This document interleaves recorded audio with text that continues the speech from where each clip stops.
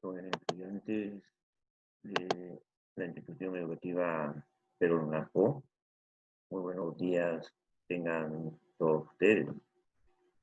El día de hoy seguimos con el rol de las clases virtuales, ¿no? En esta oportunidad tenemos como eh, tema principal la segunda parte de la formación de los estados modernos europeos, ¿no? Del siglo XVI y siglo XVII.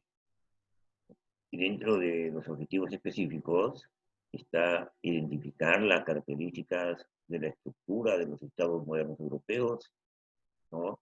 Y analizar las causas y consecuencias de este tipo de sistemas de gobierno, ¿no? Ya en la clase anterior estuvimos viendo lo que era un Estado moderno. Y en esta oportunidad vamos a ver, ¿no? El aspecto de la ideología del Estado moderno. Aquí la formación de los Estados modernos de Europa también trajo asociada la conformación de un derecho acorde a las nuevas ideas. El Renacimiento no solo vino con arte y cultura, sino que también remodeló parte del derecho romano. Los soberanos se aprovecharon de eso y justificaron su poder en base en el derecho romano justiniano, que era de carácter centralista e imperial. De ahí la tendencia centralista y uniformadora predominante de los estados modernos europeos de la Edad Media, ¿no? Eso pues fue algo que iba revolucionando, ¿no? La formación y dirección de los estados modernos europeos. Dentro de la ideología del Estado moderno, ¿no? En primer lugar, porque algunos territorios que formaban parte de un Estado más amplio seguían manteniendo órganos políticos herederos de la Edad Media. Un ejemplo de ello son las Cortes de los Reinos de la Corona de Aragón. Por otro lado, el concepto de nación no era similar al que tenemos ahora. El sentimiento nacionalista, como lo conocemos hoy en día, nació en el siglo XIX con la llegada del romanticismo. En los estados modernos, la nación era el origen geográfico, local o regional de un individuo. Podía ser más amplio según el sentimiento propio del individuo, pero la nación no era el equivalente al estado político. Es decir, el término nación era más un sentimiento personal que una identidad política, ¿no? Entonces, ya se iba eh, señalando cuáles eran pues los caminos o los derroteros que debían de seguirse en ese sentido. Y acá vienen, mis estimados estudiantes, los ideólogos del Estado moderno, ¿no? Y acá sobresalen dos ideólogos del siglo XVI, siglo XV y XVI. ¿No? En primer lugar, tenemos a Maquiavelo, ¿no? A él se le atribuye pues esta frase que dice que el fin justifica los medios. Don Nicolás Maquiavelo destacó por su libro El Príncipe, que fue publicado en 1513. Y en este libro, el italiano intentó transformar la política en una ciencia empírica. Su libro El Príncipe se podría calificar como un manual a seguir por los soberanos de la época, aunque Maquiavelo se centró en los gobiernos de Italia. Se podría eh, extrapolar su discurso, ¿no? Al resto de los estados europeos, ¿no? Esta influencia de Maquiavelo era bastante fuerte. El príncipe soberano, decía Maquiavelo, debía gobernar con táctica y oportunismo. el príncipe no tenía que someterse a otras entidades como la iglesia. No debía de tener temor a mentir a sus súbditos en aras del interés supremo del Estado. En definitiva, para él, el fin justificaba los medios, ¿no? Este era, pues, el pensamiento de Maquiavelo, ¿no? Con su ideología. Las acciones, cueste lo que cuesten, debía de justificarse. Y el fin dice que justificaba los medios. Vamos a ver ahora otro ideólogo también eh, muy, muy incidente, ¿no? En sus aportes en el siglo XVI, ¿no? Jean Bodin. Y Jean Bodin era otro intelectual del siglo XVI, ¿no? Y fue el francés Jean Bodin quien destacó por sus aportaciones a la teoría del Estado. Bodin desarrolló el concepto de soberanía tan importante para estas monarquías autoritarias del Estado moderno. Argumentó que era necesario un poder fuerte para que existiera prosperidad, y este poder fuerte tendría que velar por los intereses de toda la sociedad. El soberano, sostenía Godín, tendría el poder como consecuencia de un pacto que le da permiso para gobernar. El gobierno no sería pactado, sino que sería autoritario. En definitiva, Godín decía que hay un pacto para elegir al gobernante, pero no otro para elegir el tipo de gobierno que ejerce el gobernante. Asimismo, también Jean Godin, para él, ¿no? El ideal de gobierno es la monarquía absoluta, donde el rey debe de tener todo el poder en sus manos y todos deben de obedecerle. Porque Godin decía que el rey es el mismo Estado, una ideología que tendrá su mayor expresión en las monarquías absolutas de los estados modernos del siglo XVII, ¿no? Estas eran, pues, las dos posiciones de los ideólogos de los estados modernos. Bien, a continuación vamos a ver qué características se daban en las monarquías del estado moderno, ¿no? Las características de las monarquías que gobernarán el estado moderno, ¿no? Estos instrumentos y características que vamos a ver son básicas para entender el Estado europeo de la Edad Moderna y el control que llegaron a ejercer los soberanos en el poder político. Y estos fueron seis, seis acciones que fueron importantísimas, ¿no? La primera, la formación de un ejército permanente, la creación de una política hacendística, el aumento de la burocracia y de la administración pública, el crecimiento de la diplomacia internacional, ¿no? Y los cambios en la legislación y en la justicia, ¿no? Y estos cambios, indudablemente, pues, que fueron preponderantes, ¿no? Vamos a ver entonces eh, una de las primeras acciones a llevar a cabo. ¿Qué era esto? ¿No? La formación de un ejército permanente. En aquellos tiempos, la guerra fue el medio político principal de los soberanos, de los estados modernos. Y desde la baja Edad Media, y con influencia de la Guerra de los 100 Años, el monarca necesitó consolidar su poder mediante el empleo de la fuerza. Y esto llevó a la creación de un ejército de manera permanente.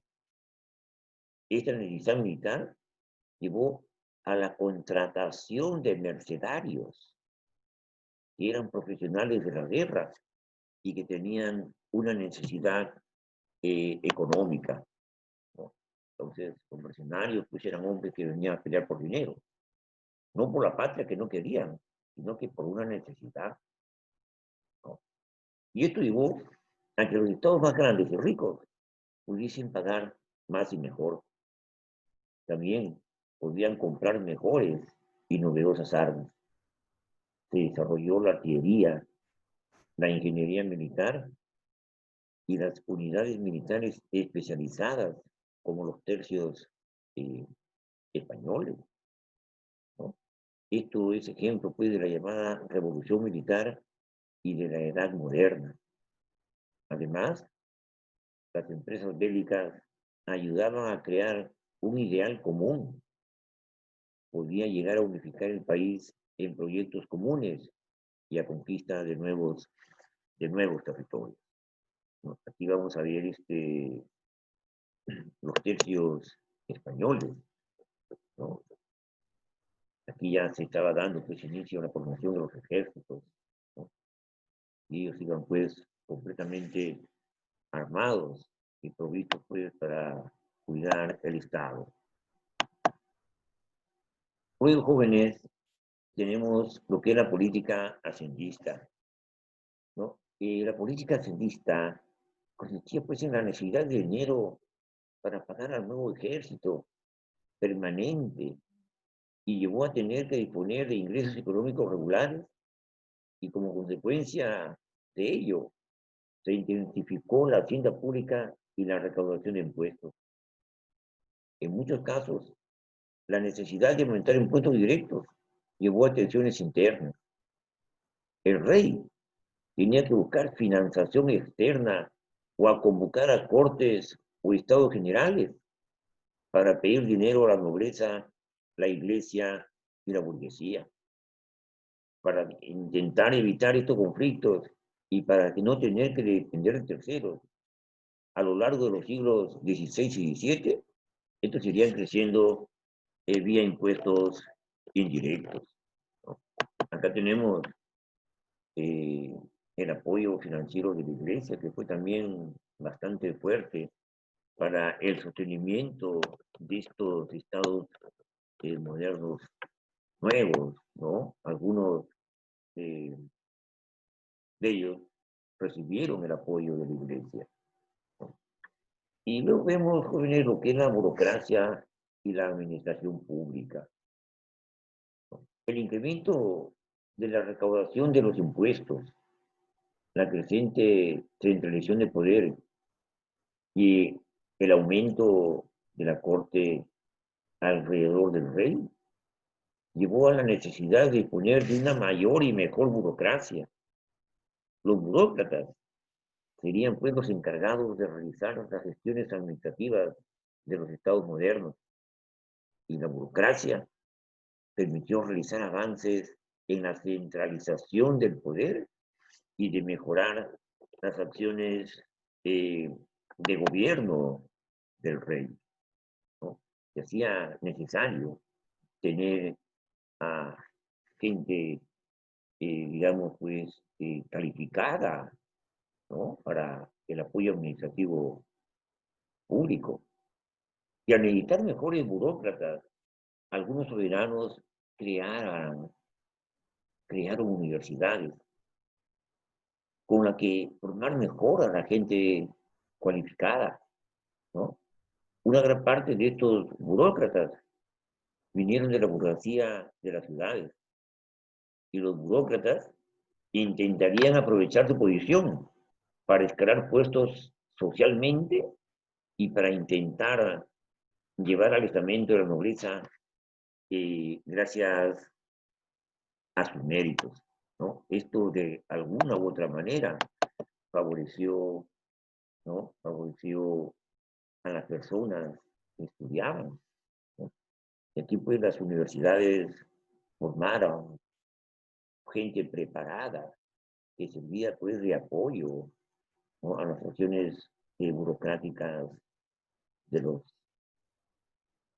reyes, ¿no? En Europa, siglo XVI, ¿no?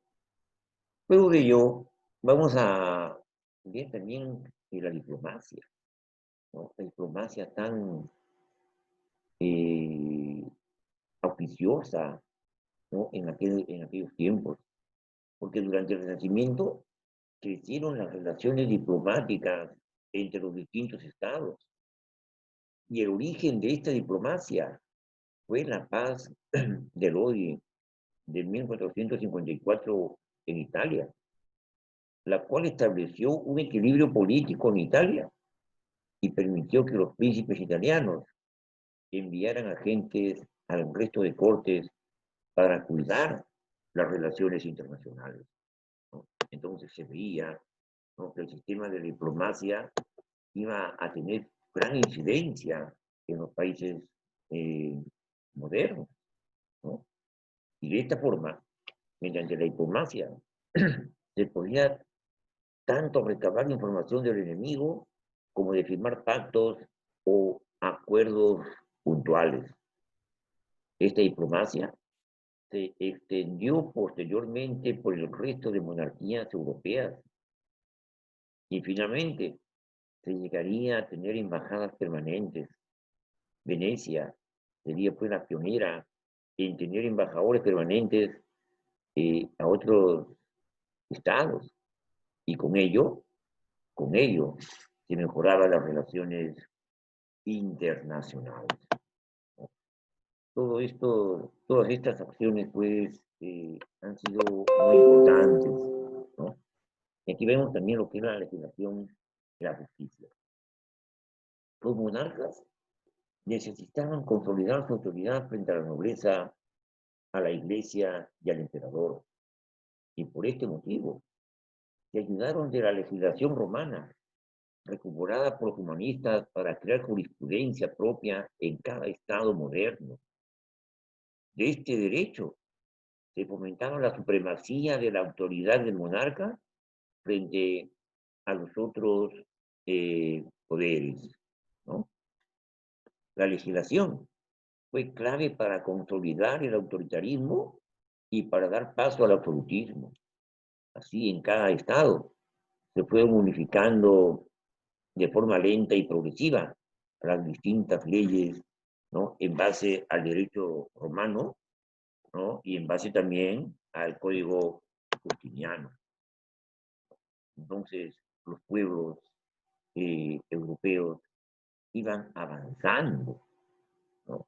Iban avanzando hacia su consolidación total y desarrollo, ¿no? ¿Y cuáles fueron las consecuencias de la implementación del Estado moderno, ¿no? Indudablemente que esto pues iba a tener mm, una fuerte incidencia, ¿no?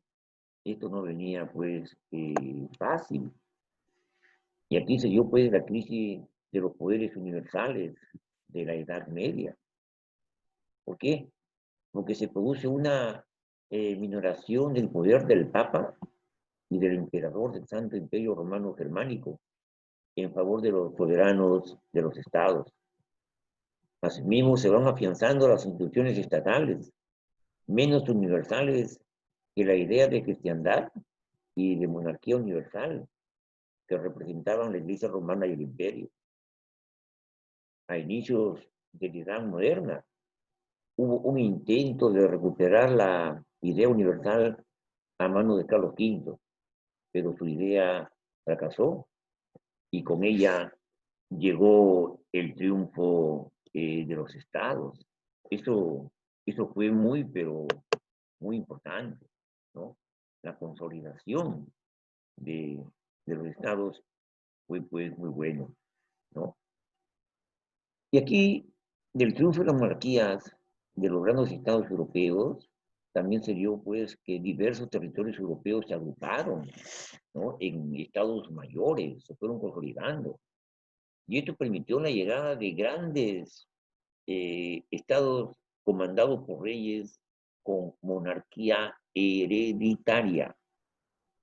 Y acá los casos eh, más resonantes fueron pues la monarquía española, la francesa, la inglesa, la de Portugal, Dinamarca y Suecia, ¿no? Sin embargo, también se podían encontrar casos de monarquías electivas, como los casos de Bohemia, de Hungría, y también de Polonia. Un ejemplo de esa gran monarquía fue la de Felipe II en España, ¿no? Que se olvidó de ideales mayores e intentó consolidar la monarquía española, ¿no? Entonces, aquí pues todo jugaba a favor, ¿no? De consolidar un Estado moderno. Y acá la consolidación de Estados modernos, ¿no? Eh, no quiere decir que todos fueron grandes monarquías, no, no todos los estados modernos fueron grandes monarquías en grandes territorios.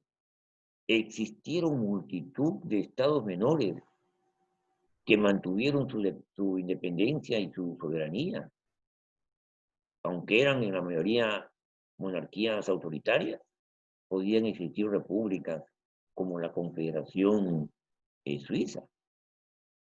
Un ejemplo de estos estados son los estados alemanes o los estados italianos, ¿no?